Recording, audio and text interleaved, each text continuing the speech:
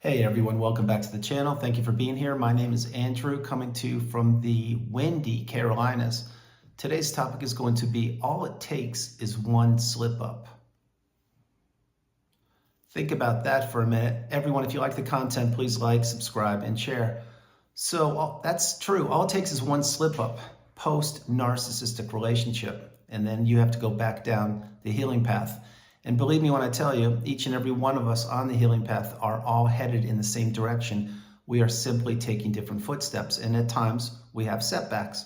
And a setback is when perhaps you have unblocked the narcissist for whatever reason, and then the narcissist saw that little opening. Oh, I'm not blocked. I'll send a text message. And then here we go again. We are now in another version of the narcissistic abusive cycle. Maybe it only lasts a couple hours. Maybe it's a couple days, weeks. Maybe you fall all the way back into it. My hope is you don't fall back into these narcissistic relationships, specifically once you have the tools and you've applied the tools from my channel and you've gained the wisdom and you've coupled that with your experience of the past, in the past narcissistic relationship. Now you understand, I want nothing to do with these people, not one thing. They could claim that they've changed. They could claim that they've seen a therapist. They could claim that they've found God, whatever they want, but they're the same toxic individual. So now, all it takes is one slip up. It's true. Keep in mind, when you are in the narcissistic relationship, or when you were in it, you were playing defense most of the time. And what I mean by defense is you're the person that had to react to what the narcissist wanted you to do.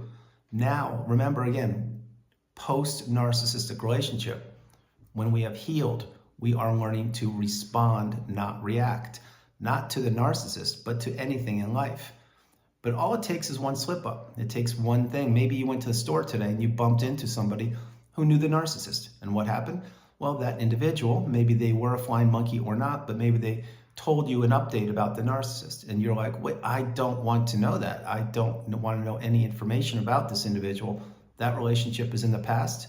It almost took me down for the count, but it didn't, and here I am. But now I have information. And this information, what happens? Well, you're driving home from the store, and now maybe you're thinking about the narcissist, and you're thinking about where they are, what they're doing, who they're with, the good times that you had, the not so good times, all these things. And then boom, you get home, and maybe you're frozen again. Maybe you ruminate. Maybe you're having challenging hours or periods of time, and you're going back down that rabbit hole of understanding what narcissism is. That happens to people frequently. That exact example happens, maybe not meeting an individual or a flying monkey in the store, but when you find out information about the narcissist, maybe you found out information about them, their whereabouts or what they're doing or who they're with through social media. Maybe you found out by a text, maybe an acquaintance told you information. It doesn't matter how the information is transformed to you or passed on to you. What matters is you should not know anything about the narcissist. You shouldn't care about the narcissist. You should go no contact with them, block them, remove all flying monkeys and people associated with them. That is the path. But again, all it takes is one slip up. Now, when I mention slip ups, anything can happen. Let's say you're going to a restaurant this evening and you're just going to grab dinner by yourself or with a friend, whomever, and they play a song in the restaurant and you weren't expecting it. What happens? That song could remind you of the narcissist. You could begin ruminating. You could be thinking about it and you're like, oh my gosh, I just want to get away. I just want to be enjoying this great dinner and experiencing a good quiet evening with somebody I care about, but that song came up. Well, again, that's why all it takes is one slip up. Now, can you control the music that's played in the restaurant? No, you can't, but can you control how it affects you? Eventually you will be able to, because ruminating does dissipate over time.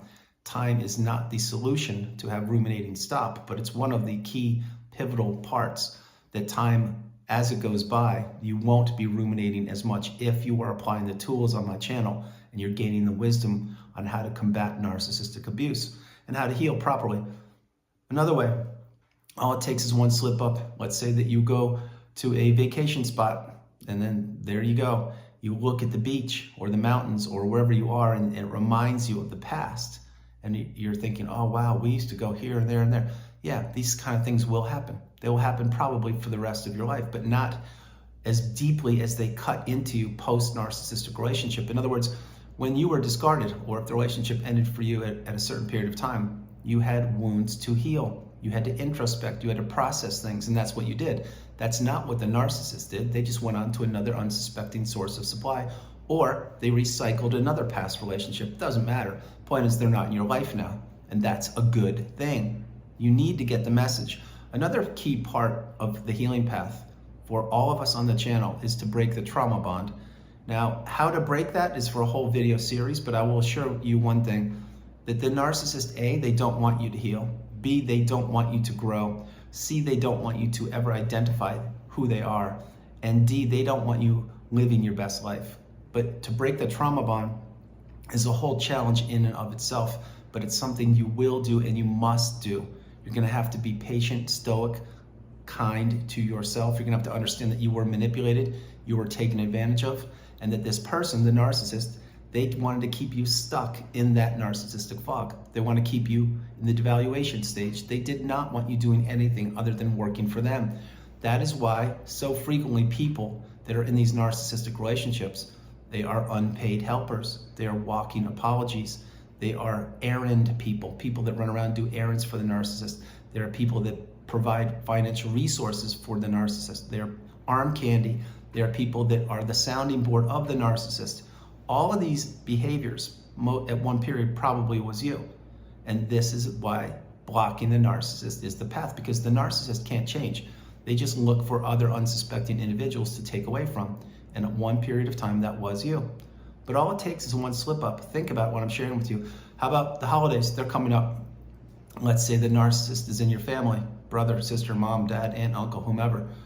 And you're contemplating, should I go to the family functions for the holiday season? Because that narcissist will be there. Well, you need to really weigh your options. Is it worth it for you to go to the family functions and get out of the family function unscathed? If that's a possibility or a high likelihood, then maybe you want to go. But then what happens when you encounter the narcissist? Let's say it's your brother-in-law as an example. If that's who it is, what do you do there? You're going to have to understand, yes, I will go to the family function. I will enjoy people's company and get caught up with everyone's lives, but I'm going to have to encounter that one person. What am I going to do when I encounter that one person? Well, I'm going to utilize gray rock. I am not going to share much about my life or my whereabouts or what I'm doing. I will just politely give them a nod and talk to them for a couple seconds if necessary. Then I'll go about my evening. That is a decision you will have to make. Because why? Because all it takes is one slip up. Let's say that brother-in-law who is the narcissist, they already know that you're going to be attending the function, or they're looking forward to attending the function, and they're going to try to push your buttons or wind you up or embarrass you or have you feel awkward. All the things they usually do. Now you have to figure out, are you strong enough to go? Should you go? Do you want to go? How long will you stay? Do you have an exit plan? Are you galvanized? Are you in the third version of you, the strongest version of you possible? In other words, have you reached the mountaintop of indifference, the pinnacle of indifference where you have healed? You know yourself better than anybody, but I'll tell you another thing. The narcissist knows you very well too. And they know that what? That's right. All it takes is one slip up. That is exactly why many times after months, weeks, years, decades, the narcissist will rear their ugly head again and they will try to hoover you, because they are banking on you having not healed. They're banking on you having not acquired the wisdom on my channel. They're banking on you still thinking about them. And so perhaps what will they do? They'll write an email saying that they've changed, or that there was just a death in the family, or that they really wanted to reconnect with you and talk, or they'll come at you from any different angle possible. And they're testing you. They're 100% testing you to see if you have changed, if you've gotten the message, or if you are open to going back for more abuse, another round, a decade later. That is why all it takes is one slip up. That's exactly what I'm sharing with you. Why it takes one slip up is because you had to play defense. And now when you block them, you are playing what? You're playing offense. You may think blocking is playing defense, because that's kind of how you would equate it, but it's not. It's when you take action, that you're taking an action and you're playing offense by blocking the narcissist so they can't get in communication with you.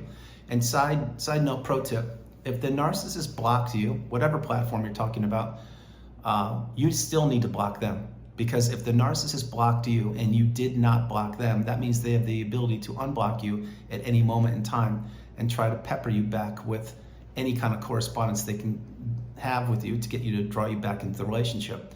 I really hope you follow that. So if you think that the narcissist blocked you and you're good, everything's fine, no, that's not the case.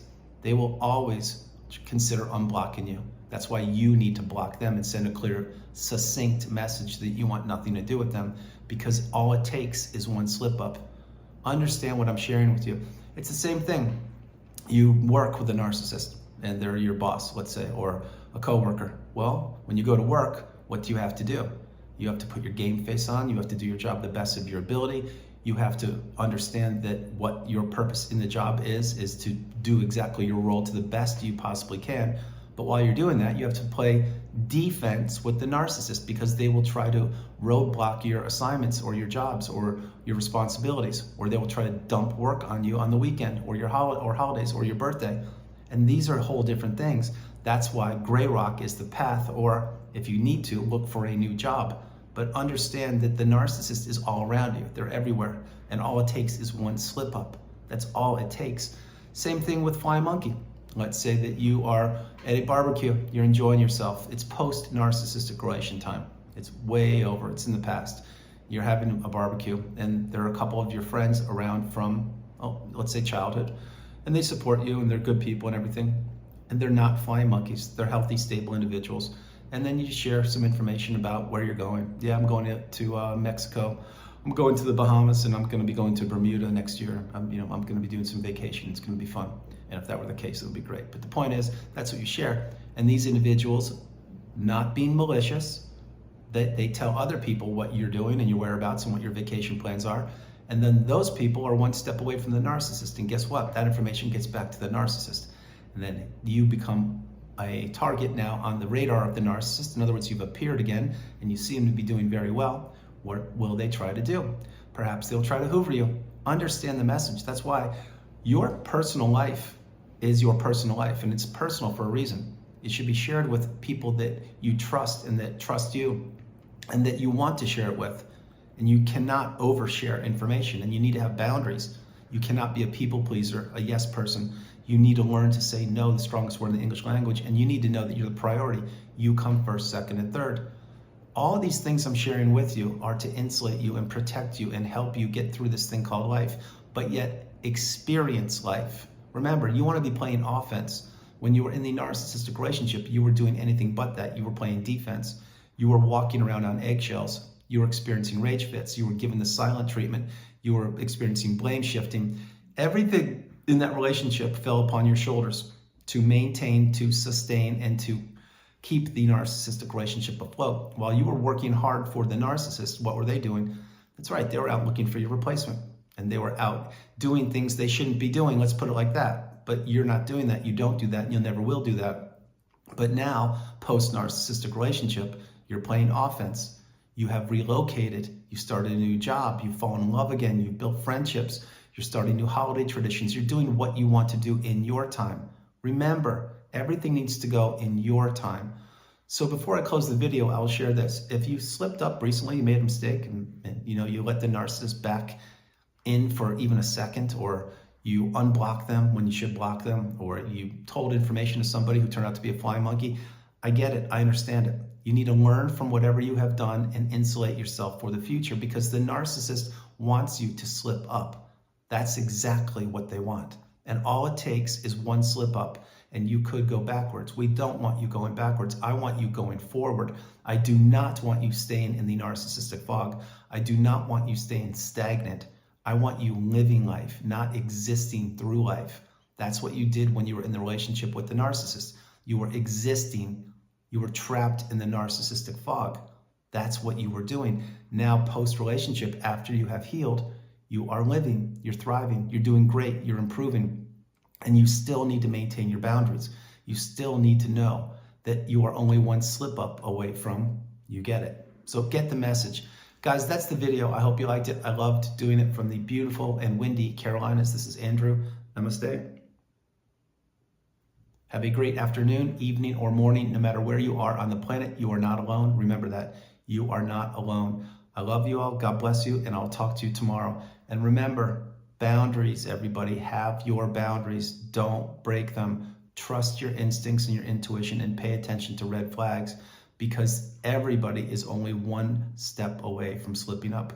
We don't want to do that. We've come through so much. We've risen through the ashes like a phoenix, and here we are, the third version of ourselves, the galvanized version of ourselves. We need to focus on ourselves. Guys, I love you all. God bless you, and I'll talk to you tomorrow. All right, bye.